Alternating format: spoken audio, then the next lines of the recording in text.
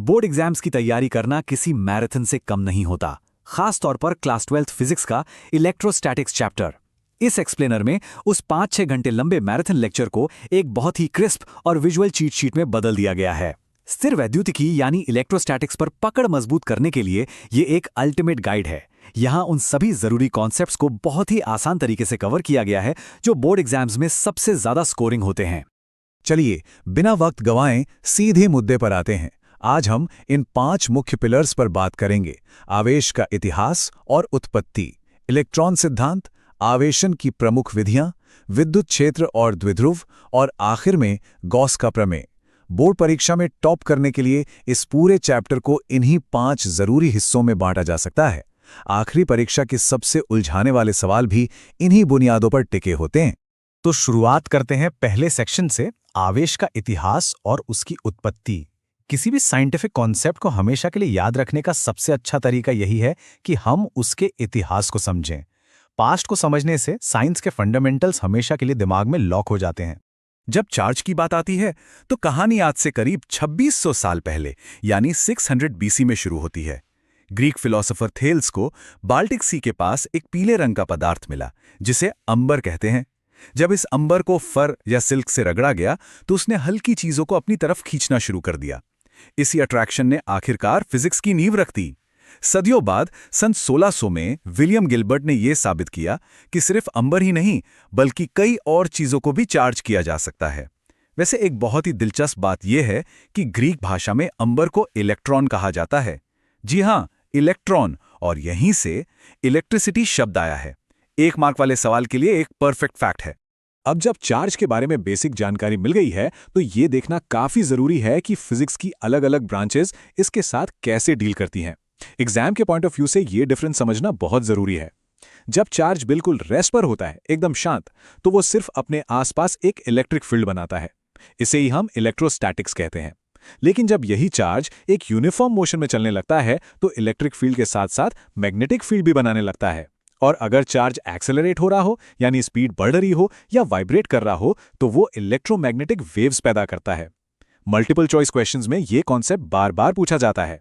चलिए आगे बढ़ते हैं हमारे दूसरे टॉपिक पर, आवेश का इलेक्ट्रॉन सिद्धांत। यहां हम यूनिवर्स के बेसिक बिल्डिंग ब्लॉक यानी एटम के अंदर झांक कर देखेंगे और उन छोटे छोटे फैक्ट्स को निकालेंगे जो सीधे एग्जाम पेपर्स में छपते हैं। यहां एक खास नंबर पर ध्यान देना बहुत जरूरी है, 10 की पावर -15 मीटर। ये एक एटम के न्यूक्लियस यानी नाभिक का रेडियस होता है। एग्जाम में अक्सर इसे एटम के टोटल रेडियस के साथ देकर कंफ्यूज किया जाता है, जो कि 10 की पावर -10 मीटर होता है। तो न्यूक्लियस के इस छोटे से साइज को दिमाग में एकदम क्लियर रखना है। अब इस टेबल में एक बहुत ही कमाल की बात छिपी हुई है। अगर ध्यान दें तो एक इलेक्ट्रॉन और एक प्रोटॉन के चार्ज का मैग्नीट्यूड बिल्कुल सेम होता है, 1.6 × 10 की पावर -19 कूलम। बस एक नेगेटिव है और दूसरा पॉजिटिव, लेकिन इनके मास यानी वजन में जमीन आसमान का अंतर है।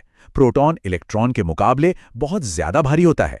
इलेक्ट्रॉन का मास 10 की पावर -31 किलोग्राम की रेंज में होता है, यानी बेहद हल्का। यही वजह है कि जब दो चीजों को आपस में रगड़ा जाता है तो हमेशा हल्का इलेक्ट्रॉन ही एक जगह से दूसरी जगह मूव करता है, भारी प्रोटॉन नहीं। अब आते हैं तीसरे पिलर पर, आवेशन यानी चार्जिंग की प्रमुख विधियां। थ्योरी तो हो गई, लेकिन रियल वर्ल्ड में ऑब्जेक्ट्स आखिर चार्ज होते कैसे हैं? शॉर्ट आंसर क्वेश्चंस के लिए यह समझना बहुत क्रूशियल है।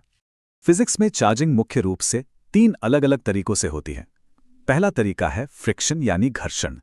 जब दो न्यूट्रल चीजों को आपस में रगड़ा जाता है तो आउटर इलेक्ट्रॉन्स टूटकर एक वस्तु से दूसरी वस्तु पर चले जाते हैं। दूसरा मेथड है कंडक्शन यानी चालन। इसमें एक चार्ज्ड रॉड को किसी न्यूट्रल कंडक्टर से सीधे टच करवाया जाता है, जिससे चार्ज पूरे सरफेस पर फैल जाता है। और तीसरा है इंडक्शन यानी प्रेरण। इसमें बिना किसी डायरेक्ट कांटेक्ट के बस एक चार्ज्ड ऑब्जेक्ट को पास लाकर ही दूसरी वस्तु के इलेक्ट्रॉन्स को रीअरेंज कर दिया जाता है। इन सभी मेथड्स के पीछे फिजिक्स का एक बहुत बड़ा यूनिवर्सल रूल काम करता है, कंजर्वेशन ऑफ चार्ज। इसे ऐसे समझ सकते हैं, जब एक कांच की रॉड को सिल्क से रगड़ा जाता है तो इलेक्ट्रॉन्स ना तो नए बनते हैं और ना ही डिस्ट्रॉय होते हैं, वो बस रॉड से सिल्क में ट्रांसफर हो जाते हैं। अगर फ्रिक्शन से पहले दोनों में मिला के टोटल 8 इलेक्ट्रॉन्स थे तो बाद में भी टोटल 8 ही रहेंगे। ये कंजर्वेशन प्रिंसिपल का सबसे सटीक और एग्जाम परफेक्ट उदाहरण है। चलिए अब एंटर करते हैं चौथे सेक्शन में, विद्युत क्षेत्र और द्विध्रुव। यहां से हम देखेंगे कि चार्जेस एक दूसरे पर फोर्स कैसे लगाते हैं। सच कहूं तो इलेक्ट्रोस्टैटिक्स के असली मैथमेटिकल खेल की शुरुआत यहीं से होती है। तो सबसे जरूरी बात यह है कि एग्जाम के लिए कुछ खास फॉर्मूले और डायमेंशंस एकदम रटे हुए होने चाहिए। कूलम का लॉ चार्जेस के बीच लगने वाले फोर्स को डिफाइन करता है, लेकिन यहाँ जो सबसे बड़ा एग्जाम फेवरेट सवाल है वो है एप्सिलॉन नॉट यानी निरपेक्ष विद्युतशीलता का dimensional formula m⁻⁻1 L-3 T4 और A2। इस फॉर्मूले को तो बिल्कुल घोल कर पी जाना चाहिए, क्योंकि ये बोर्ड एग्जाम्स में लगभग हर साल ही पूछा जाता है। अगर इन फोर्सेस को विजुअलाइज करना हो तो इलेक्ट्रिक फील्ड लाइंस की डायरेक्शन को समझना बहुत जरूरी है। एक पॉजिटिव चार्ज से फील्ड लाइंस हमेशा बाहर की तरफ सभी दिशाओं में फैलती हुई निकलती हैं। वहीं दूसरी तरफ एक नेगेटिव चार्ज इन लाइंस को अपने अंदर की तरफ खींचता है। ये सिंपल सा विजुअल कॉन्सेप्ट कॉम्प्लेक्स डायग्राम्स को सॉल्व करने में बहुत काम आता है। और अब बात करते हैं इलेक्ट्रिक डायपोल की। एक यूनिफॉर्म इलेक्ट्रिक फील्ड में रखा डायपोल टॉर्क फील करता है। एग्जाम के नजरिए से देखें तो डायपोल की वजह से एक्सियल और इक्वेटोरियल पोजीशंस पर इलेक्ट्रिक फील्ड निकालने की जो डेरिवेशंस हैं वो सीधे 5 मार्क के लॉन्ग क्वेश्चंस में आती हैं। इनका वेटेज इतना ज्यादा है कि इन डेरिवेशंस की प्रैक्टिस तो मस्ट है। आखिर में आते हैं हमारे 5वें और यकीनन सबसे इंपॉर्टेंट मैथमेटिकल पिलर पर, गॉस का प्रमेय। ये एक ऐसा पावरफुल टूल है जो बड़ी बड़ी कॉम्प्लेक्स प्रॉब्लम्स को चुटकियों में सॉल्व कर सकता है। लेकिन गॉस के थ्योरम तक पहुंचने के लिए पहले इलेक्ट्रिक फ्लक्स को समझना बेसिक्स का हिस्सा है। एक कल्पना करते हैं कि एक सरफेस है और उसमें से कितनी इलेक्ट्रिक फील्ड लाइंस बिल्कुल परपेंडिकुलर यानी 90 डिग्री के एंगल पर क्रॉस कर रही हैं। उन बल रेखाओं की कुल संख्या को ही उस सरफेस का इलेक्ट्रिक फ्लक्स कहा जाता है। और इसी फ्लक्स के आधार पर गॉस ने अपना पावरफुल रूल दिया। रूल एकदम क्लियर है। किसी भी बंद सतह से गुजरने वाला कुल इलेक्ट्रिक फ्लक्स उस सतह के भीतर मौजूद टोटल चार्ज का 1/ε0 यानी 1/ε0 गुना होता है। बोर्ड एग्जाम्स में पूरे मार्क्स लाने के लिए बिल्कुल इसी सटीक शब्दावली का इस्तेमाल किया जाना चाहिए। लेकिन रुकिए, यहां एक बहुत बड़ा कैच है, और ये एक कॉमन एग्जाम ट्रैप भी है। गॉस का लॉ स्ट्रिक्टली सिर्फ और सिर्फ बंद 3D सर्फेसिस पर ही लागू होता है। अगर सरफेस ओपन है या कोई फ्लैट 2D प्लेन है तो गॉस का थ्योरम सीधे तौर पर काम नहीं करेगा। ये एक गोल्डन रूल है जिसे हमेशा याद रखना है। तो इस एक्सप्लेनर ने पूरे इलेक्ट्रोस्टैटिक्स मैराथन को उसके सबसे हाई यील्ड कॉन्सेप्ट्स में पैक कर दिया है।